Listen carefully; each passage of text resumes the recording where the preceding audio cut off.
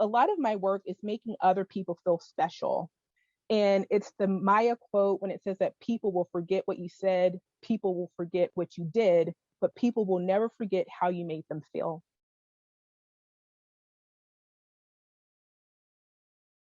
Every day, this is my brain set. Like, let's go. Every single day, I'm on it, I'm joyful, I'm ready to get it. And I have that mindset because I found that if you're negative all the time, or if you always think, oh, I woke up this morning, oh my God, what am I going to do? You're not going to have a successful day.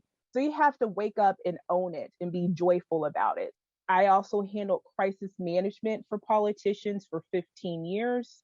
So I've seen everything, nothing shocks me. Human behavior is very unique. And that really allowed me to understand grit.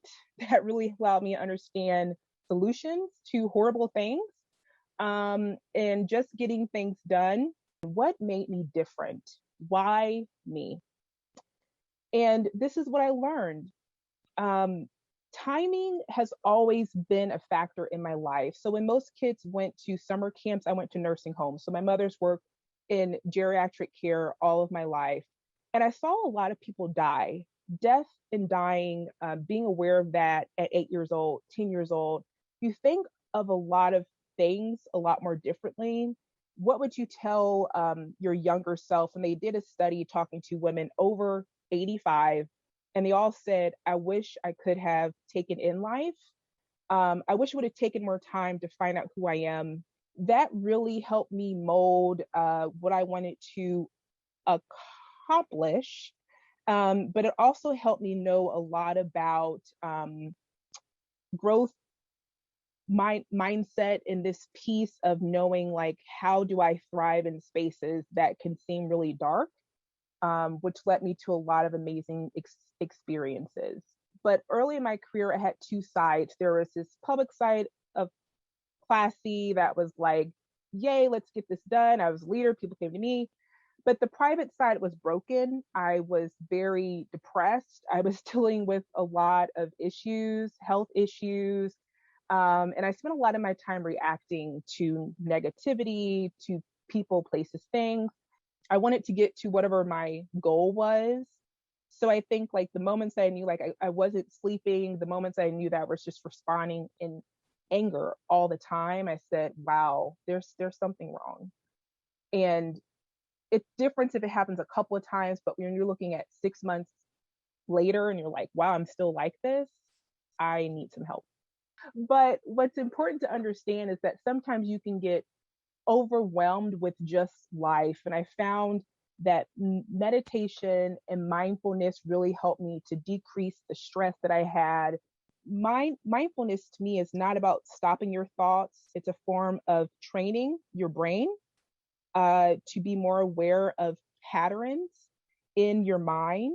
And when you recognize distractions and things come to you through meditation, we're able to strengthen our ability to focus.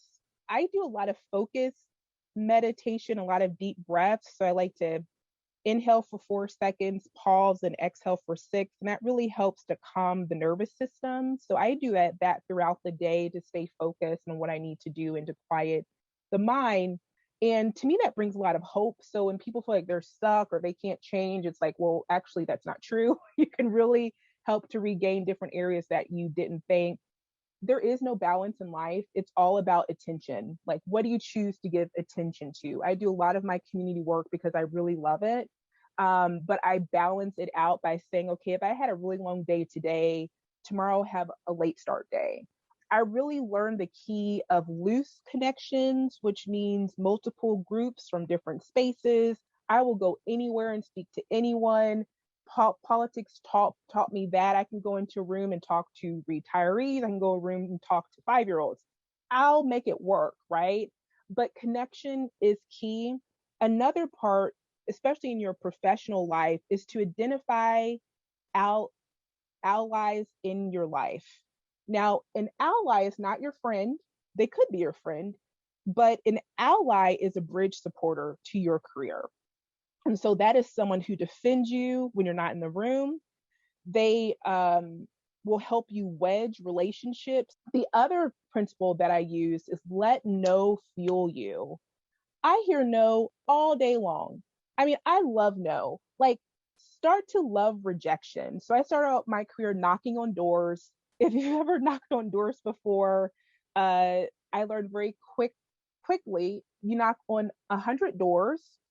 Some people cuss you out. Some people will never enter the door, but at least five people will open the door. And now those five people, at least two people will say yes. And this is what I always knew. Every time I heard a no, I was so excited because that meant that a yes was going to come. I discovered that most of us are not afraid of the dark, but actually the light within us. We are terrified of being great, right? People don't want to stand out. They don't do these different things. A lot of times, if you show too much light, then you're misunderstood.